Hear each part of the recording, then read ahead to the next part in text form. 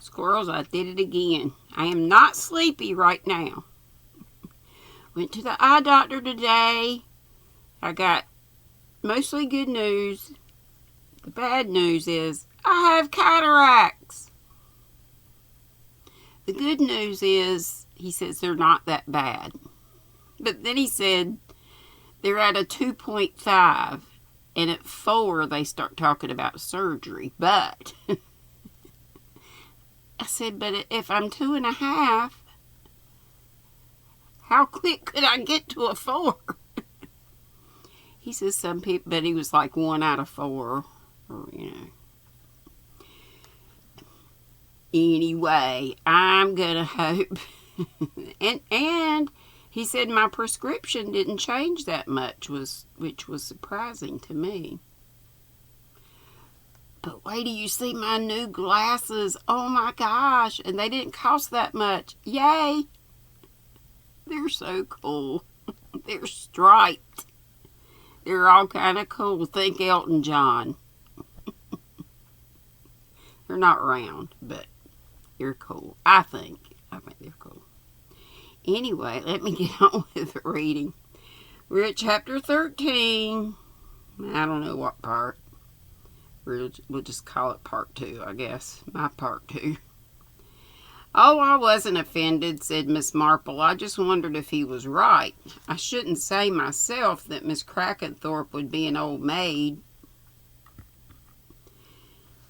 She's the type, I think, that's quite likely to marry late in life and make a success of it. Not very likely living here, said Cedric. Never sees anybody she could marry. Miss Marple's twinkle became more pronounced than ever. There are always clergymen and doctors. Her eyes, gentle and mischievous, went from one to another. It was clear she had suggested to them something that they had never thought of and which they did not find over-pleasing. Miss Marple rose to her feet, dropping as she did so several little woolly scarves and her bag. The 3 brothers were most attentive, picking things up. So kind of you, fluted Miss Marple. Oh, yes. And my little blue muffler. Yes, as I say, so kind to ask me here. I've been picturing, just what your home was like, so that I can visualize dear Lucy working here. Perfect home conditions, with murder thrown in, said Cedric. Cedric, Harold's voice was angry. Miss Marple smiled up at Cedric. Do you know who you remind me of? Young Thomas Ede, our bank manager's son, always out to shock people. It didn't do in banking circles, of course, so he went to the West Indies. He came home when his father died and inherited quite a lot of money. So nice for him. He was always better at spending money than making it. That was the end of part 1. Part 2. Lucy took... Lord, it didn't even finish part 1 last night. Part 2. Lucy took Miss Marple home. On her way back, a figure stepped out of the darkness and stood in the glare of the headlights just as she was about to turn into the back lane. He held up his hand and Lucy recognized Alfred Crackenthorpe. That's better, he observed as he got in. Brr, it's cold. I fancied I'd like a nice bracing walk. I didn't. Taking the old lady home all right? Yes, she enjoyed herself very much. One could see that. Funny what a taste old ladies have for any kind of society, however dull. And really nothing could be duller than Rutherford Hall. 2 days here is about as much as I can stand. How do you manage to stick it out, Lucy? Don't mind if I call you Lucy, do you? Not at all. I don't find it dull. Of course, with me, it's not a permanency. I've been watching you. You're a smart girl, Lucy. Too smart to waste yourself cooking and cleaning. Thank you, but I prefer cooking and cleaning to the office desk. So would I, but there are other ways of living. You could be a freelance. I am. Not this way, I mean. Working for yourself, pitting your wits against what? The powers that be, all the silly pettifogging rules. Pettifogging. rules and regulations that hamper us all nowadays. The interesting thing is there's always a way around them if you're smart enough to find it, and you're smart. Come now, how does the idea appeal to you? Possibly. Lucy maneuvered the car into the stable yard. Not going to commit yourself? I'd have to hear more. Frankly, my dear girl, I could use you. You've got the sort of manner that's invaluable, creates confidence. Do you want me to help you sell gold bricks? Nothing so risky. Just a little bypassing of the law, no more. His hand slipped up her arm. You're a damned attractive girl, Lucy. I'd like you as a partner. I'm flattered. Meaning nothing doing? Think about it. Think of the fun, the pleasure you'd get out of outwitting all the sober sides. The trouble is, one needs capital. I'm afraid I haven't got any. Oh, it wasn't a touch. I'll be laying my hands on some before long. It wasn't a touch. My revered papa can't live forever, mean old brute. When he pops off, I'll lay my hands on some real money. What about it, Lucy? What are the terms? Marriage, if you fancy it. Women seem to, no matter how advanced and self-supporting they are. Besides, married women can't be made to give evidence against their husbands. Not so flattering. Come off it, Lucy. Don't you realize I've fallen for you? Rather to her surprise, Lucy was aware of a queer fascination. There was a quality of charm about Alfred, perhaps due to the sheer animal magnetism. She laughed and slipped from his encircling arm. This is no time for dalliance. There's dinner to think about. So there is, Lucy, and you're a lovely cook. What's for dinner? Wait and see. You're as bad as the boys. They entered the house, and Lucy hurried to the kitchen. She was rather surprised to be interrupted in her preparations by Harold Crackenthorpe. Miss Islesborough, can I speak to you about something? Would later do, Mr. Crackenthorpe? I'm rather behindhand. Certainly, after dinner? Yes, that will do. Dinner was duly served and appreciated. Lucy finished washing up and came into the hall to find Harold Crackenthorpe waiting for her. Yes, Mr. Crackenthorpe. Shall we come in here? He opened the door of the drawing room and led the way. He shut the door behind her. I shall be leaving early in the morning, he explained, but I want to tell you how struck I've been by your ability. Thank you, said Lucy, feeling a little surprised. Never fails. The itchy nose.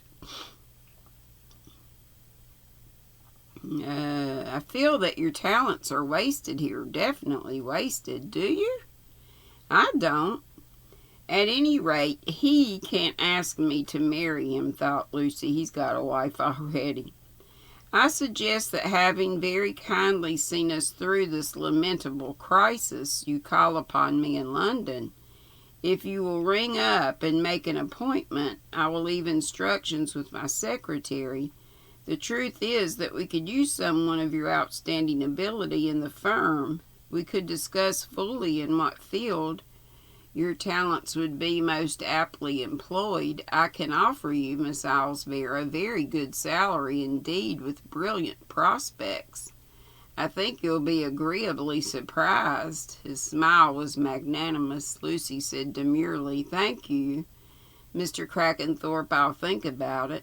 Don't wait too long. These opportunities should not be missed by a young woman anxious to make her way in the world.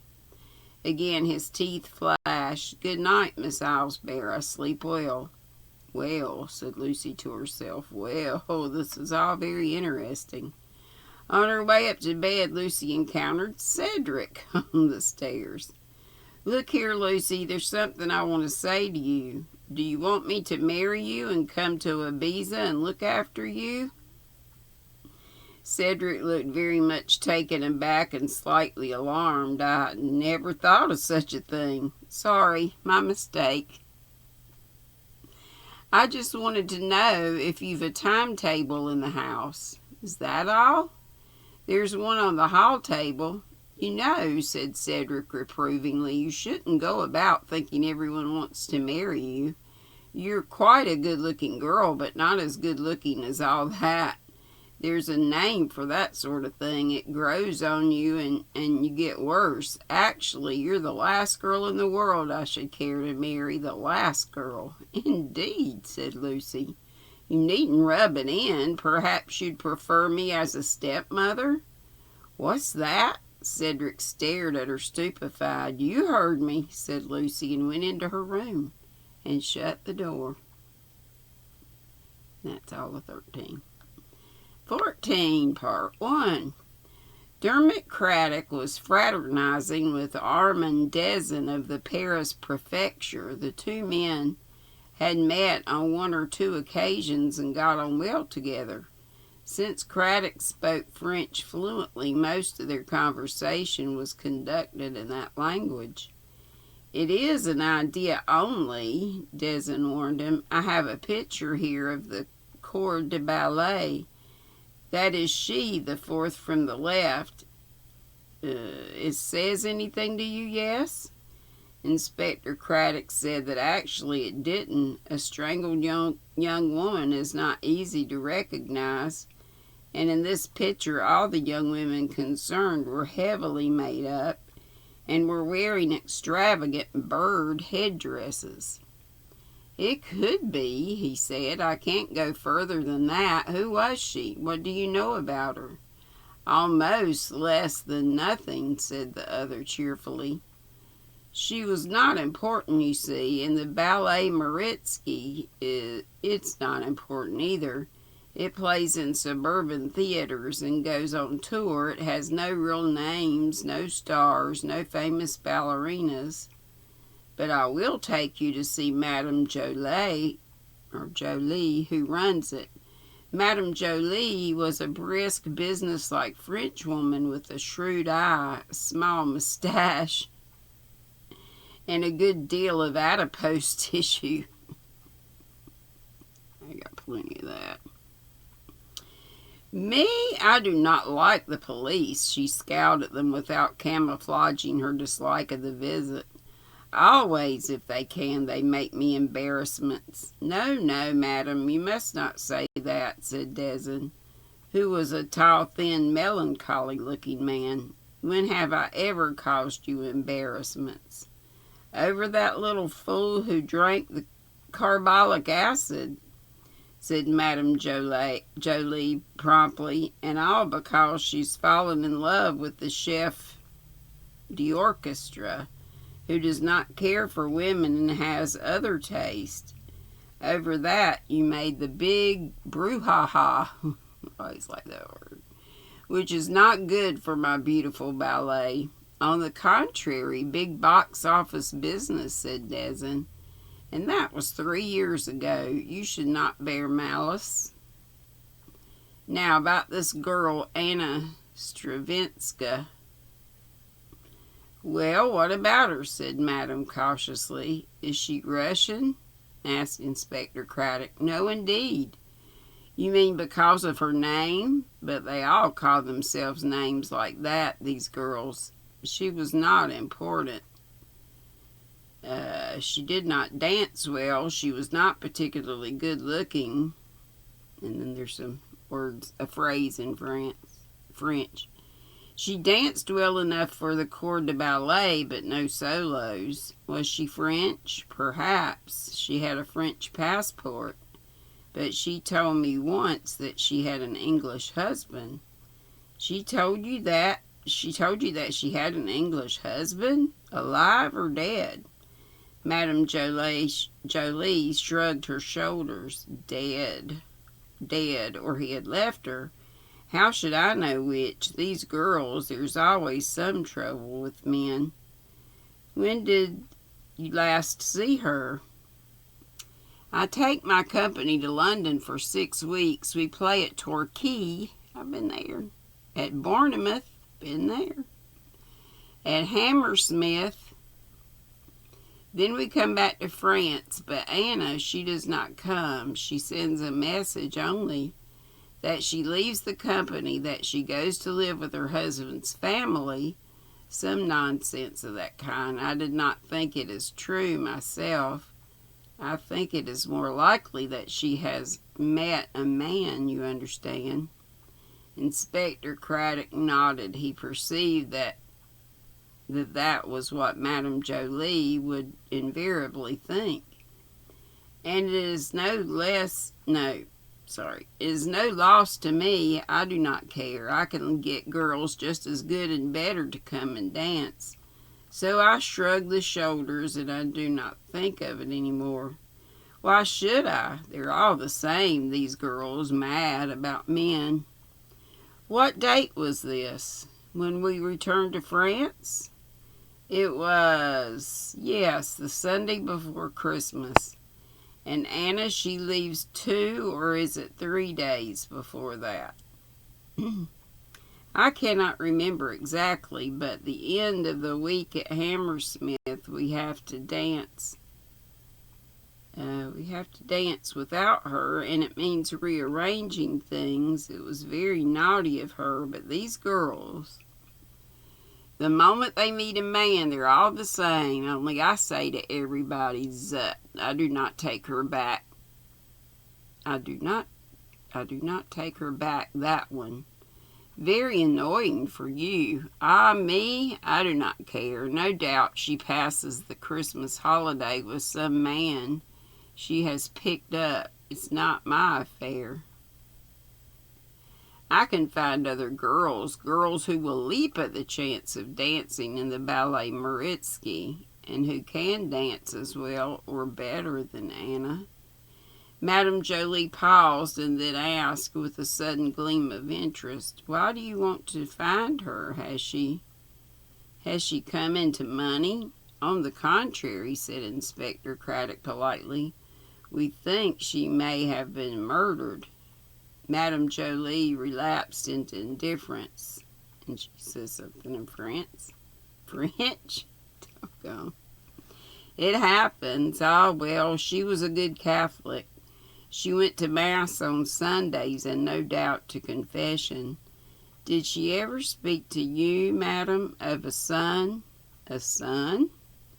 Do you mean she had a child? That now I should consider most unlikely. These girls, all of them know a useful address. Ooh. In which to go. Mr. Dezen knows that as well as I do. So abortions, I guess. She may have had a child before she adopted a stage life, said Craddock. During the war, for instance. Something else in French. That's always possible, but if so, I know nothing about it. Who amongst the other girls were her closest friends? I can give you 2 or 3 names, but she was not very intimate with anyone. They could get nothing else useful from Madame Jolie. Shown the compact, she said. Here we go. Shown the compact she said Anna had one of that kind, but so had most of the other girls. Anna had perhaps bought a fur coat in London, she did not know. Me, I occupy myself with the rehearsals, with the stage lighting, with all the difficulties of my business. I have not time to notice what my artists wear. After Madame Jolie, they interviewed the girl whose names she had given them. 1 or 2 of them had known Anna fairly well. But they all said she had not been one to talk much about herself, and that when she did, it was, so one girl said, mostly lies. She liked to pretend things. Story about having been the mistress of a Grand Duke or of a great English financier, or how she worked for the resistance in the war. Even a story about being a film star in Hollywood. Another girl said, I think that really she had had a very tame something existence. She liked to be in ballet because she thought it was romantic, but she was not a good dancer. You understand that if she were to say, my father was a draper in a men's, that would not be romantic, so instead she made up things. Even in London, said the first girl, she threw out hints about a very rich man who was going to take her on a cruise round the world because she reminded him of his dead daughter who had died in a car accident. Something else in French. She told me she was going to stay with a rich lord in Scotland, said the second girl. She said she would shoot the deer there. None of this was helpful. All that seemed to emerge from it was that Anna Stravinsky was a proficient liar. She was certainly most shooting deer with the pier in Scotland, and it seemed equally unlikely that she was on the sun deck. Of a liner cruising round the world, but neither was there any real reason to believe that her body had been found in a sarcophagus. At Rutherford Hall, the identification by the girls and Madame Jolie was very uncertain and hesitating.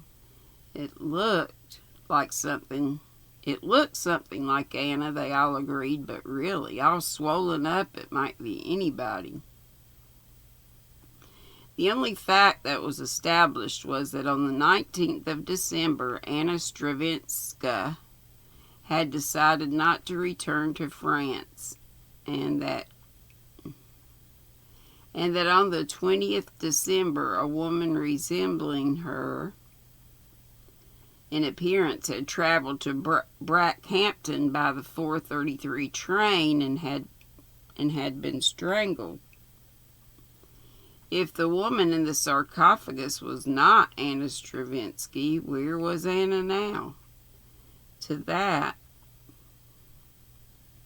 Madame Jolie's answer was simple and inevitable: with a man.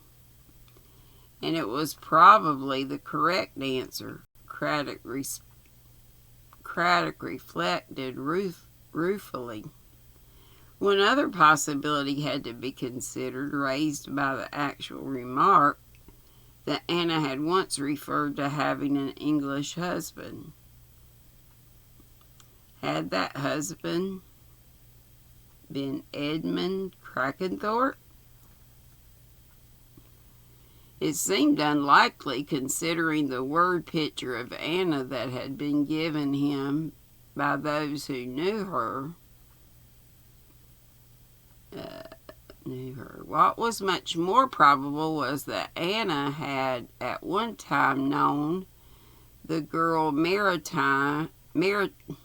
Martine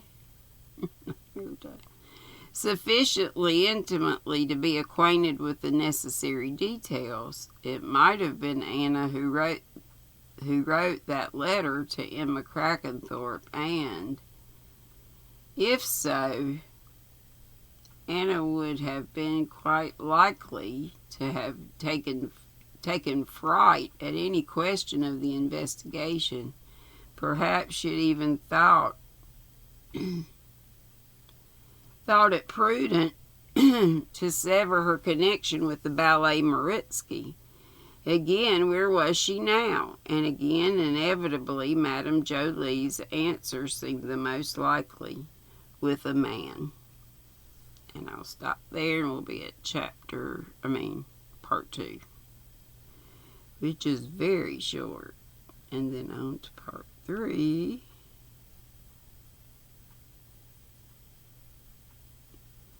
Which is pretty long. Pretty long. Okay, I hope that made a little bit better sense. France. Love y'all. Be sweet, don't be ugly. Put my jammers on. About to take my teeth out a lot, ranted the squirrels.